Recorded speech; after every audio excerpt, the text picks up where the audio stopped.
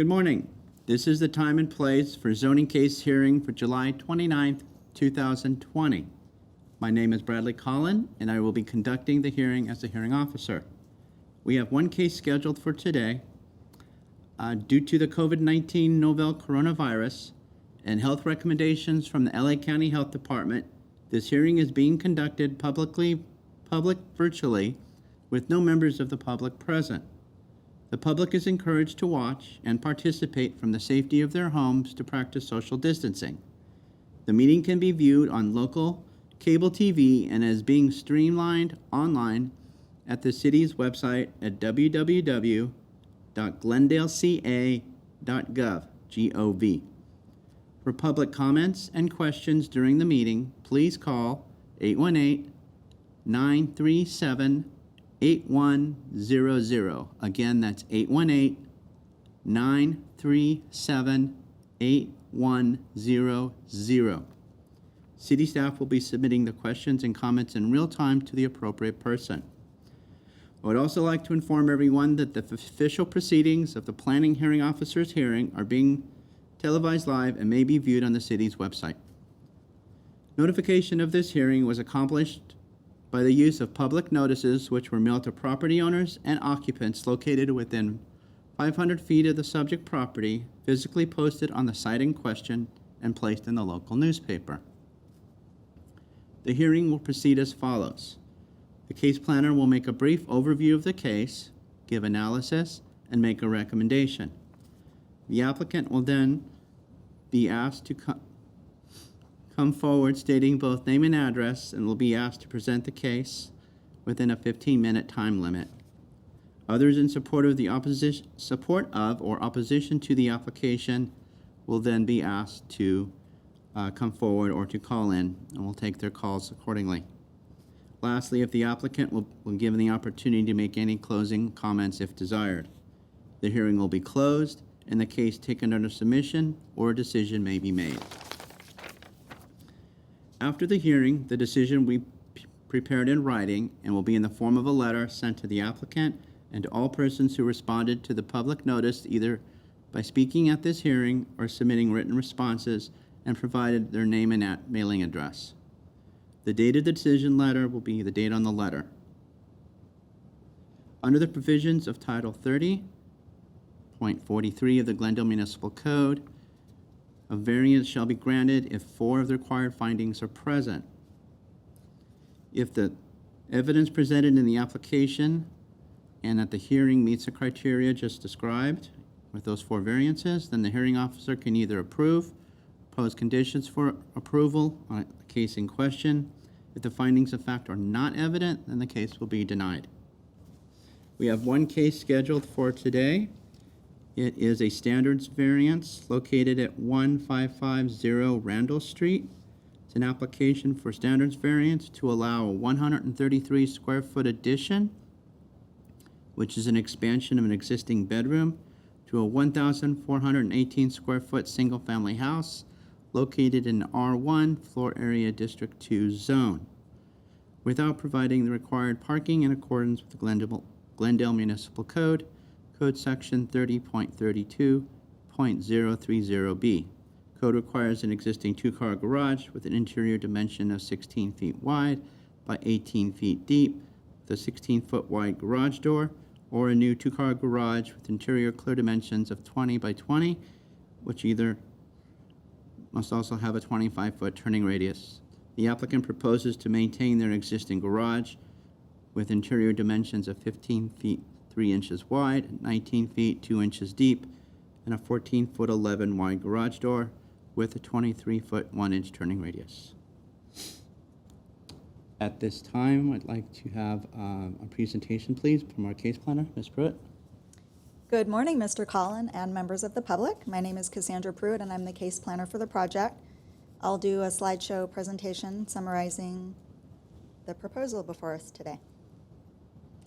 So, as you mentioned, the case before us is a standards variance to allow a 133 square foot addition to an approximately 1,400 square foot single family home without providing the required parking garage dimensions or the required turning radius. The site is located in the Riverside Rancho neighborhood on the south side of Randall Street, near the intersection of Randall Street and Justin Avenue.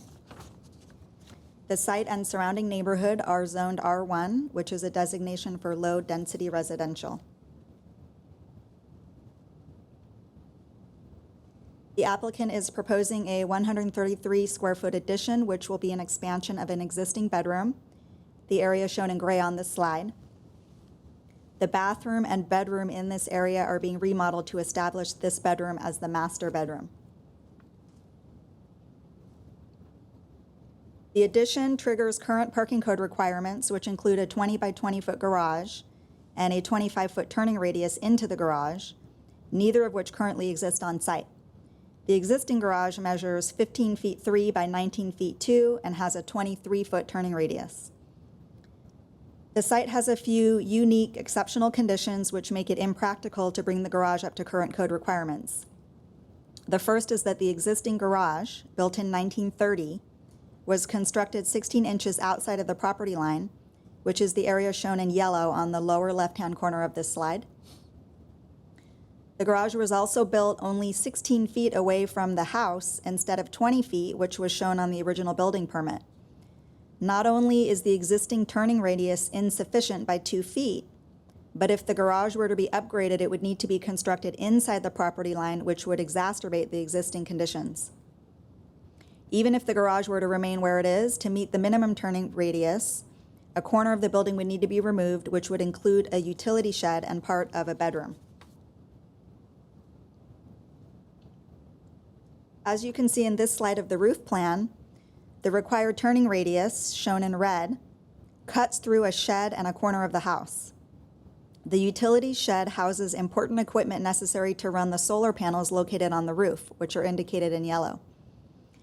To relocate the shed would require major construction that would also reduce the bedroom size at that location, which is shown in blue, so much that it would no longer meet the required minimum size of a bedroom per the building code. The added lot coverage from the new garage would also result in the addition having to be only 47 square feet in size in order to comply with the maximum lot coverage requirement.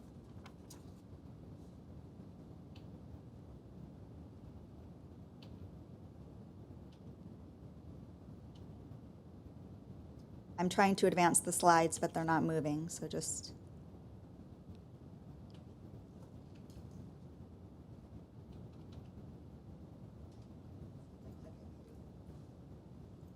Here we go.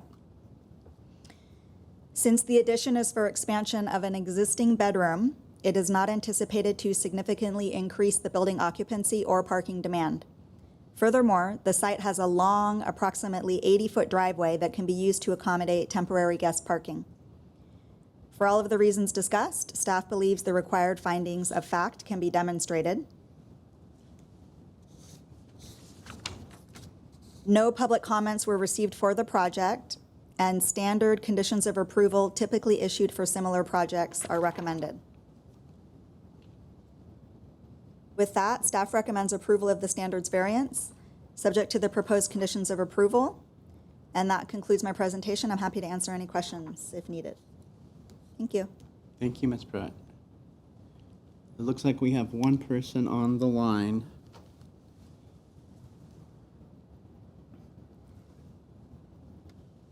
Good morning. Hello?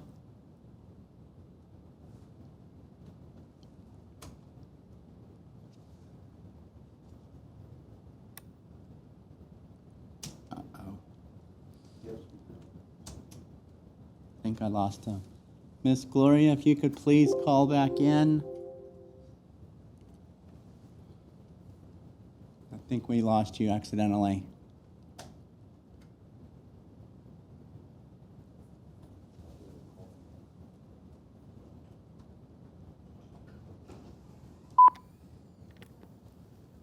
Hello? Good morning. Good morning. Miss Gloria? Hello? Debbie? Hello? Hello? Can you hear me now? Yes, I can. Okay. Is this Miss Gloria? Yes, it is. This is Debbie Gloria at 1550 Randall. Okay, very good. You're live at the planning hearing officers meeting. If you would like to go ahead, give your name and address for the record, and then go into your presentation, that would be great. Okay, great. Thank you, Bradley. My name is Deborah Gloria. I'm one of the occupants owners at 1550 Randall Street. And we are going to present our findings of fact for our variance.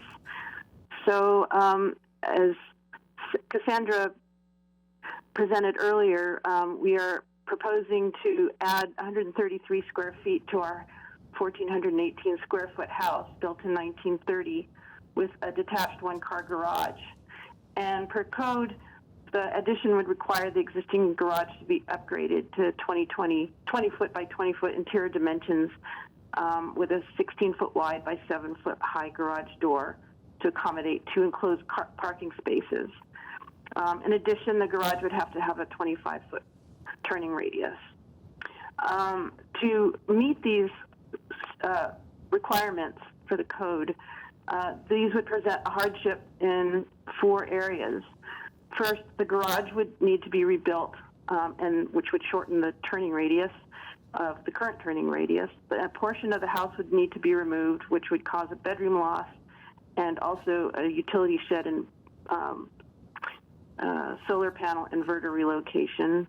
And then it would also limit the available area for lot coverage purposes for an addition. So here are, for the background on that, there are some contributing factors. A survey was done recently for this variance, and it shows that the existing garage rear wall is inside the neighbor's property by 16 inches. And then as mentioned in the staff report, the original 1930 permit for the garage and the house shows a 20-foot separation between the 2 buildings. However, the survey indicates the garage is about 16 feet from the house itself, resulting in a turning radius that's 2 feet shorter than the required 25 feet, so that puts it at about 23 feet. Then a utility shed attached to the rear of the house and facing the garage was permitted in 2008. It was designed to be located outside the assumed 25-foot turning radius because no survey was available at the time. But in fact, the recent survey shows that it's only 23 feet. So here's how the code would impact the property. If Cassandra, if you wanted to show a 1.0 of our exhibit, then we could show the garage. Rebuilding and expanding the garage to meet code requirements for 20-foot by 20-foot interior would require the current width to be increased by about 5 feet and its current length to be increased by about 1 foot. But because the garage is 16 inches inside the neighbor's property at the rear, the building would also need to move closer to the house to bring the garage fully into the property. This would result in reducing the space between the new garage and the house by about 2 feet and further shorten the turning radius, which is already non-compliant. In order to remedy the short turning radius, a portion of the house would need to be removed, affecting a bedroom and a utility shed. If we show sheet A1.0A, that shows the site plan as far as for compliance with the code. For the bedroom, meeting the required 25-foot turning radius would eliminate approximately 36 square feet of existing bedroom 3, which is the rear bedroom, and the resulting smaller room wouldn't meet the building code requirement for a minimum 7-foot dimension in any horizontal direction. This would reduce the bedroom count of the house and diminish the value of the property and result in an impractical floor plan. Demolishing the bedroom would require new exterior stucco walls, new footings, and new structural framing.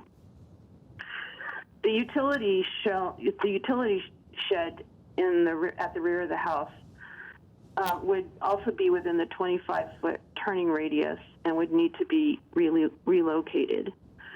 It's a permanent structure that houses the water heater and softener and is a point of attachment for the solar PV system inverter, which is adjacent to the electrical meter and main panel. Its relocation would require repiping of supply and drain plumbing, electrical rewiring, relocation of the solar PV inverter, new slab foundations, stucco walls, and roof. In addition, the increase in size of the garage would create limits to adding square footage for lot coverage purposes. We'd like to limit the addition to 1 story to maintain the character of the house, but adding the larger code-compliant garage would add to the lot coverage for the site and reduce the amount of lot coverage area for a 1-story addition from 157 square feet to only about 47 square feet. And that's shown in the calculations for lot coverage on sheet A 1.0A. This would require either removing more existing square footage from the house or limiting the addition to 47 square feet. So the general purpose and intent of the ordinance is to minimize parking congestion on the street by ensuring sufficient off-street parking. The proposed addition will expand an existing bedroom and will not increase the occupancy of the residence and therefore won't increase parking demand. The hardships described to meet the strict application of the ordinances are inconsistent with its general purpose and intent. And so that's our finding, our first finding for how strict application of the provisions of the ordinance result in practical difficulties or unnecessary hardships related to the property, inconsistent with the general purpose and intent of the ordinance. And then for finding B, what exceptional circumstances or conditions apply to the property involved or to the intended use of the development of the property that do not apply generally to other property in the same zone or neighborhood. There are 2 conditions. 1 is the small lot size, and 2 is the garage location. The lot size at 4,937 square feet, according to the LA County Assessor's information, is at the lower end of the property sizes in the same neighborhood.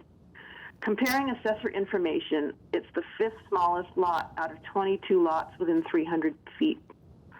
In addition, whereas a majority of the interior lots are 50 feet wide, the subject lot is 46.24 feet wide. These factors make it more challenging for the site to meet zoning standards than other lots in the neighborhood and the zone. The second, garage location. Although the permit issued in 1930 shows the garage 20 feet from the house, the survey done in January this year places it 16 feet away, which shortens the turning radius. In addition, the same survey places the existing garage 16 inches into the neighbor's yard at the rear. These 2 circumstances are unique to the property and don't apply to other properties in the neighborhood. Because a permit was issued and finalized for the garage, it was legal at the time it was built. Generally, the city has a policy of not revoking a permit issued or finalized in error when attributable to the city and where the current owner is not the original owner who created the nonconformity, which presents no life, health, or safety concern. And then for finding C, why will granting of the variance not be detrimental to public welfare? First of all, there will be no change in street parking.